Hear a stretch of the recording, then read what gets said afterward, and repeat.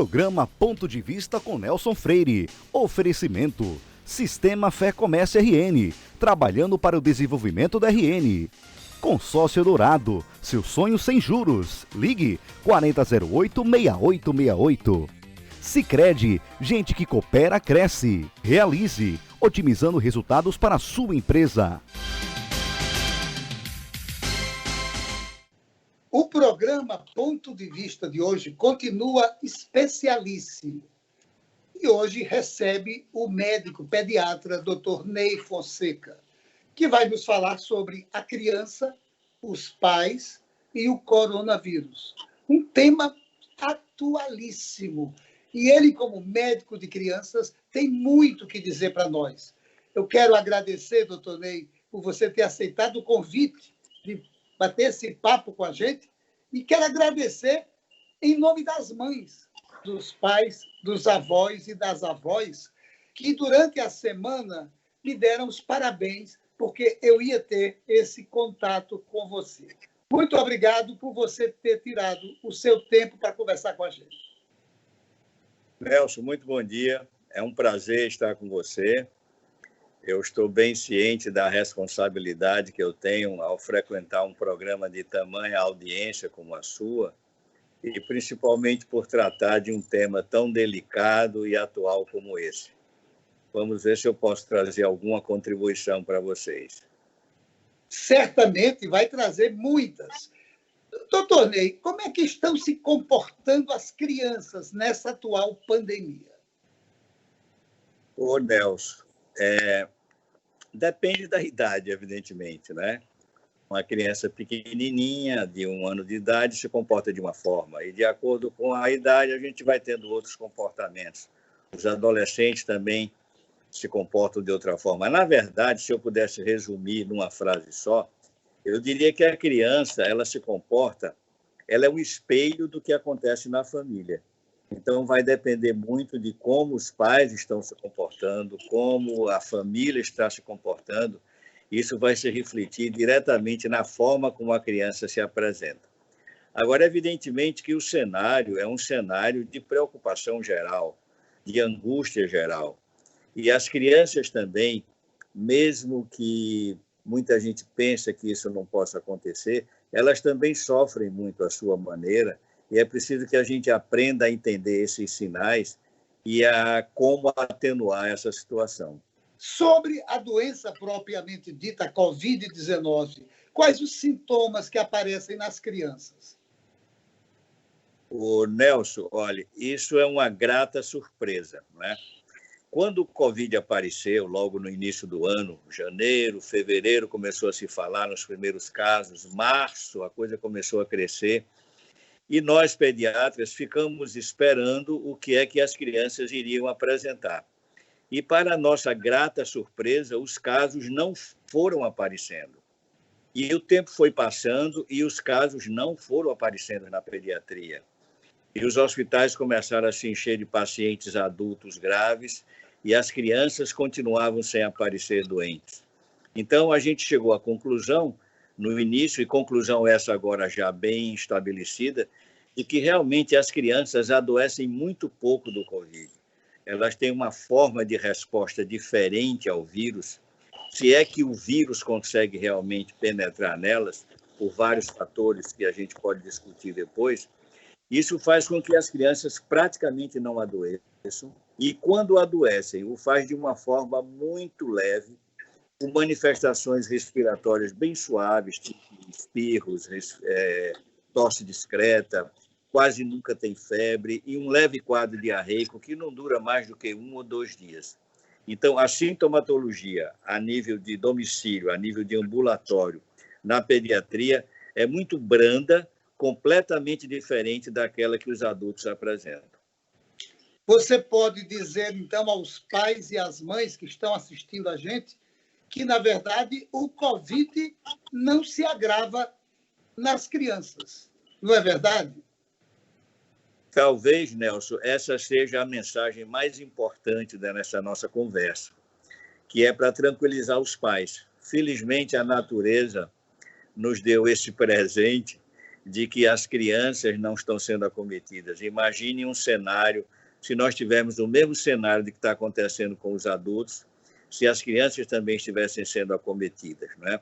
Então, esse sentimento, essa ideia é o que deve nortear todos os pais, é de que realmente seus filhos têm uma proteção que ninguém sabe como nem porquê, eles adoecem muito pouco, e quando adoecem são formas muito leves que não necessitam medidas especiais. Evidentemente que vocês têm lido alguns casos que ocorrem aí pelo mundo afora, e mesmo no Brasil, de complicações do Covid em crianças. Mas isso é a exceção, a grande exceção, e que não valeria nem apenas discutir isso aqui agora, saber que existem possibilidades dessas formas mais graves, tem uma forma chamada, uma forma multissistêmica, em que vários órgãos são comprometidos nas crianças. Isso é mais comum nas crianças de menos de 1 ano de idade. Mas, por exemplo, você tem uma ideia, aqui em Natal, praticamente não houve nenhum caso assim. Talvez um caso que está sendo ainda discutido, estudado. E pelo Brasil afora, os relatos são ocasionais. O problema é que hoje, com a internet, se uma criança adoece lá no Amapá ou lá no Rio Grande do Sul, imediatamente todo o país sabe, naquela hora, em tempo real.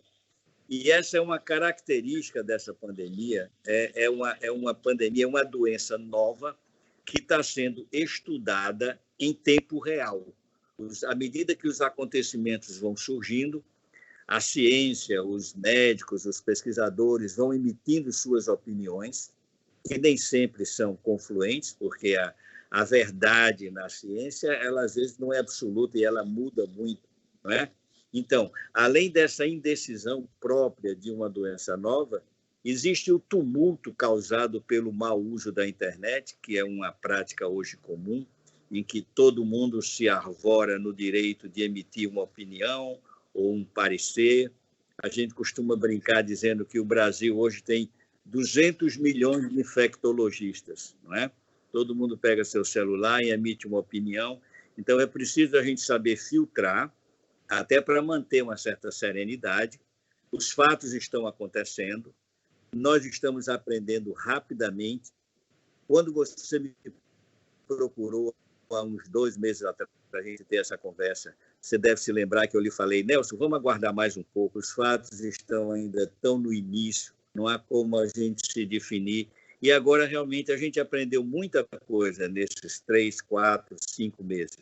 E um desses fatos foi o de que as crianças são muito pouco acometidas. Então, essa é a principal palavra de tranquilidade que eu transmito aos pais daqui da cidade, do estado e do país inteiro. Que tipo de cuidado eles devem ter adicionais, além dos que de usar máscara, de limpar as mãos com álcool gel? Que tipo de cuidado os pais devem ter com esses filhos? Bom, Nelson, agora você está entrando numa seara muito interessante. Nós falamos inicialmente sobre o impacto da doença em si. Agora, o impacto social dessa doença e, posteriormente, que já está havendo, o impacto econômico, ele é absolutamente assustador e intenso, não é? Então, na relação, o isolamento social, todo mundo sabe que é uma maneira de conter, não de conter propriamente, mas de deter um pouco a evolução do processo.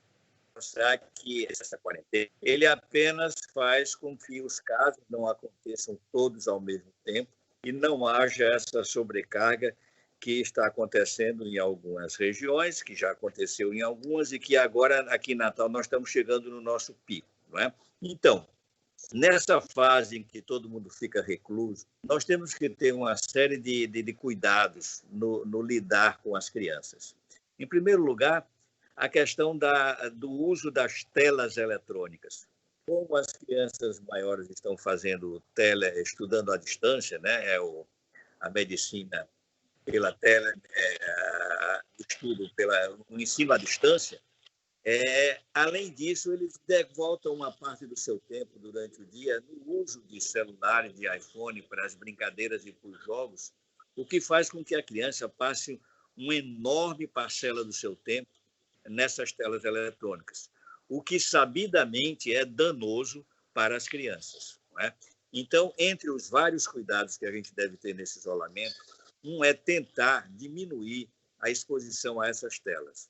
Eu sei que isso não é fácil, porque os próprios pais também estão muito presos a essas telas eletrônicas, mas a gente precisa entender que quanto mais jovem a criança, maior a repercussão sobre o desenvolvimento cerebral produzido pelo uso dessas telas eletrônicas, principalmente nos primeiros 2 anos de vida, que é onde o cérebro está no seu maior desenvolvimento. Então, não é uma questão de proteger a visão. Existem distúrbios também assim relacionados com a visão. Um deles, por exemplo, é que a luz azul desses aparelhos, eles interferem com a síntese da melatonina, prejudicando muito o sono das crianças. Então, elas têm muito problema de insônia quando começam a usar excessivamente os telefones e as telas eletrônicas. Então, além de problemas outros comportamentais, problemas de ansiedade, agressividade, os vídeos, as brincadeiras hoje, os joguinhos, eles estimulam muito a violência, é muita guerra, é muito tiro, é muita tragédia. Então, num ambiente tenso como esse que a gente está vivendo, a gente deve procurar, eu diria que uma boa maneira de você contornar isso é direcionar, por exemplo, para a leitura. É uma ótima oportunidade de você sentar com seu filho, tentar ler um livro, é uma forma de desestressar, não é? Então, todas as manobras anti-estresse que a gente possa fazer na criança nesse momento, ela é útil não só para a criança, como para os adultos também. Beleza, doutor Ney. Nós vamos dar uma pequena pausa, voltamos em seguida no nosso segundo bloco. Programa Ponto de Vista com Nelson Freire. Seu papel é estudar, o nosso é tornar possível seus estudos. Seu papel é dirigir com responsabilidade. O nosso é tornar possível o seu carro. Seu papel é decidir viver junto para sempre. O nosso é tornar possível o futuro de vocês dois. Seu papel é amar seus filhos. O nosso é tornar possível o lar da sua família. Consórcio Eldorado. Há 30 anos, o nosso papel é tornar possível. Daqui a 20 anos, muita coisa vai mudar no mundo. Os carros autônomos estarão por toda parte. A inteligência artificial vai fazer parte do nosso dia a dia. A biotecnologia vai eliminar doenças e nos ajudar a viver mais. As relações vão ficar mais próximas ou mais distantes.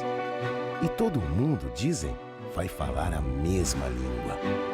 Mas por enquanto que o futuro não chega, você pode se preparar da melhor forma, aprendendo novos idiomas, diminuindo distâncias e fazendo o seu mundo maior. Nestes 20 anos, o Senac Idiomas comemora suas conquistas, ajudando você a chegar aonde você quer estar. Senac Idiomas, 20 anos, celebrando seu futuro. Que tal mais agilidade e comodidade para o seu negócio? O Sicredi oferece uma máquina de cartões com diferentes opções na hora de pagar, além de um sistema simples, sem taxa surpresa, que vem com um atendimento comprometido com o sucesso da sua empresa. É aquele reforço que faltava para as suas vendas. Visite a agência mais próxima para comparar e contratar a sua Sicredi. Programa Ponto de Vista com Nelson Freire. Voltamos agora com a entrevista com o médico pediatra, Dr. Ney Fonseca. Ney, quando a criança apresentar algum sintoma de coronavírus, por menor que seja, qual a reação dos pais? O que é que eles devem fazer? Procurar médico, ir a uma emergência hospitalar ou aguardar que recrudesça os sintomas? Olha, Nelson, hoje, com o conhecimento que nós já temos, a gente sabe que essa evolução vai ser muito frustra e muito rápida e leve. Então, a priori, o conselho seria espere um pouquinho, espere 24 horas, não é? Porém, eu sei que a ansiedade hoje, que está disseminada entre nós, poucas vão atender a esse apelo, não é?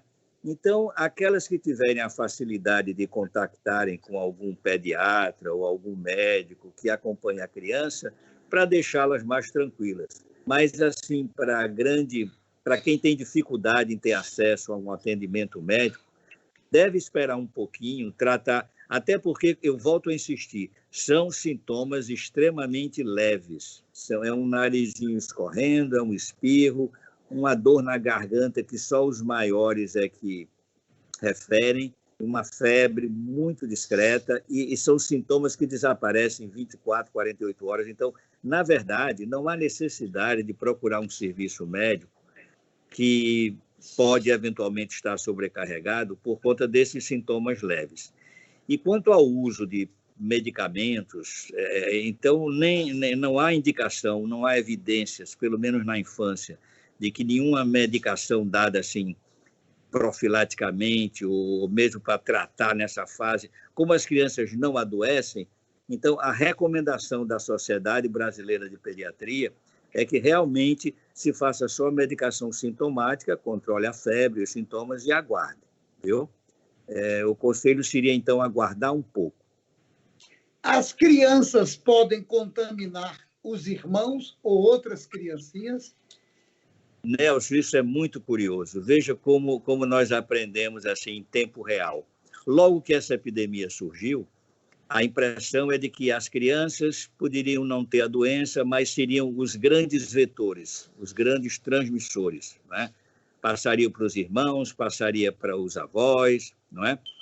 E o tempo foi passando e as evidências foram ficando cada vez maiores de que a criança não era um grande transmissor, como ocorre, por exemplo, no vírus da influenza, que é a gripe comum, né? Então, nas epidemias de influenza, que eu gostaria já de falar um pouquinho sobre isso, que deveria estar ocorrendo agora no nosso meio, as crianças são os grandes vetores. É quando começa o mês de março a chover, vem o nosso inverno, e praticamente a cidade inteira fica gripada, porque as crianças começaram a frequentar a escola, e aí começa a disseminação do vírus da influenza. Mas nesse vírus agora, no coronavírus, está se chegando a uma evidência de que quem transmite para as crianças são os adultos. E as crianças não são aqueles transmissores que se imaginavam que fossem. Beleza. Como você avalia o possível prejuízo das crianças nesse momento de pandemia, quando elas não estão indo às escolas? É aquilo que você falou, dos pais indicarem leituras, uma música suave, coisas desse tipo, porque os filhos estão sentindo carência da sala de aula. O que é que você dirá para uma mãe que se preocupa com isso? Ô, Nelson, a melhor posição é você conversar com seu filho, evidentemente que num tom que ele entenda, mas que se participe a ele tudo o que está acontecendo. As crianças têm uma capacidade de entendimento muito maior do que a gente imagina, não é? Então, a primeira recomendação seria falar a verdade, explicar a situação sem, evidentemente, descambar para como é que eu diria, para a parte trágica toda dessa história, não é?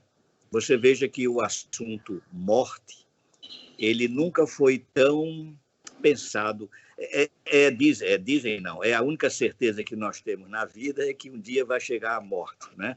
Mas a gente nunca viu a morte tão de perto e acontecer com tantos amigos, não é?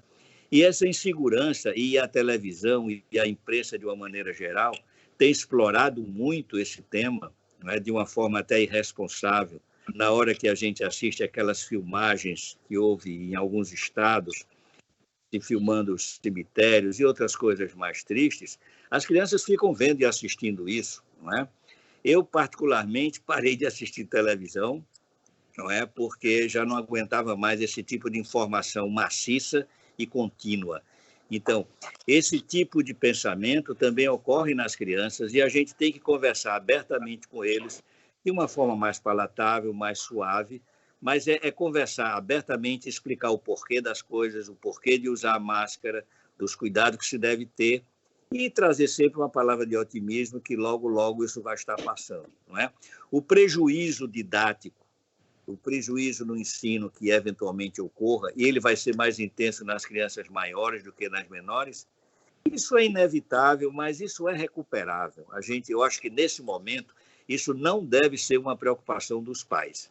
A preocupação com a perda educacional, a perda do seu currículo, isso pode ser recuperado tranquilamente no próximo ano. Então, essa não deve ser mais uma preocupação que a gente deva ter nesse momento. Nesse momento, a prioridade é a nossa saúde, a saúde dos nossos filhos, a saúde dos nossos irmãos, a saúde da nossa nação, do meu bairro, da minha vizinhança. Isso é o que importa agora. Doutor Ney, agora criança é geralmente susceptível a outras doenças típicas da época que elas estão vivendo. No caso de uma criança, por exemplo, saiu para brincar no jardim, pegou uma lavra-miga.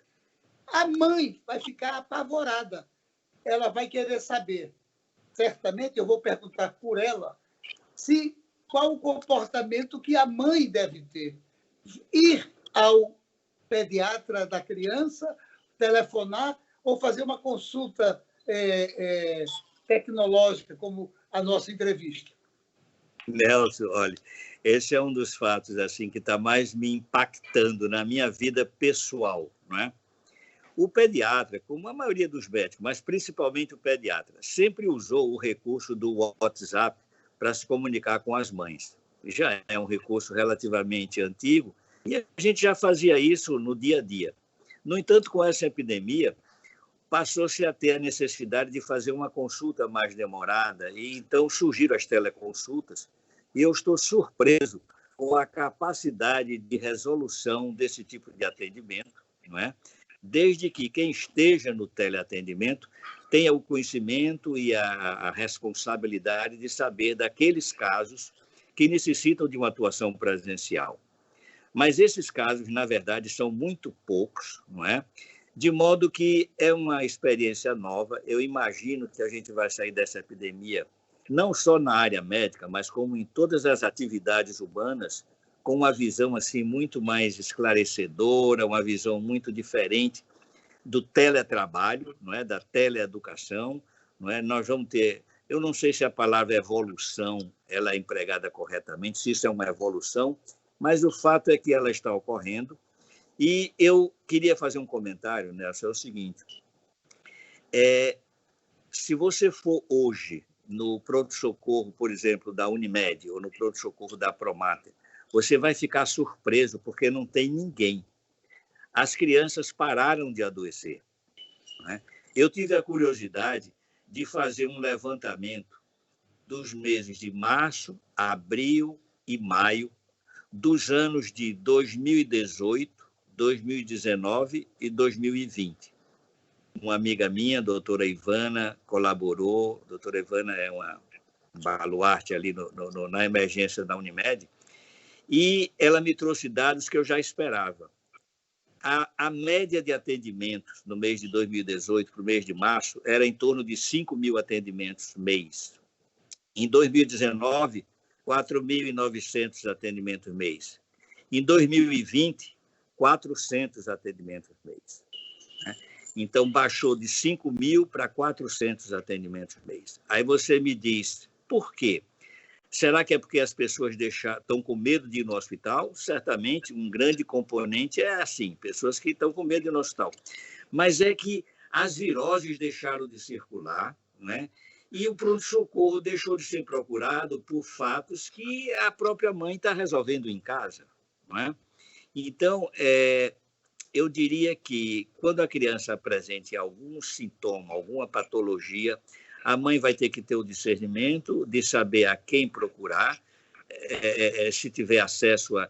Os planos de saúde hoje têm teleatendimento para orientações, mesmo no serviço público você já tem uma boa evolução nesse aspecto. Então, eu acho que a gente deve primeiro utilizar esses recursos e depois é que entra no atendimento médico profissional. Já que o programa está quase terminando, doutor Ney, eu queria que você me desse uma palavra aos pais e às mães, principalmente às mães que estão nos ouvindo agora, sobre como controlar esse estresse para não passar para seus filhos essa história do estresse excessivo. Ô, Nelson, realmente, permita-me responder essa pergunta, começando pelos avós, né? Que é um grupo muito sofrido numa epidemia dessa, né? Ninguém sente mais a falta do abraço e de um beijo do que um avô, não é? E eles realmente, por serem um grupo chamado de alto risco, eles realmente estão separados de seus netos. E eu recebo telefonemas dramáticos de famílias me pedindo permissão para que visitem os avós, não é? Então, infelizmente, esse é um preço alto que a gente paga, mas aí eu aconselho que se use o recurso aí da internet, dos Skype, WhatsApp da vida, para a gente ir driblando essa situação, não é? Para os pais, a palavra maior é de tranquilidade nesse sentido. As crianças quase não adoecem e quando adoecem é leve, não é? Procurem controlar a sua ansiedade.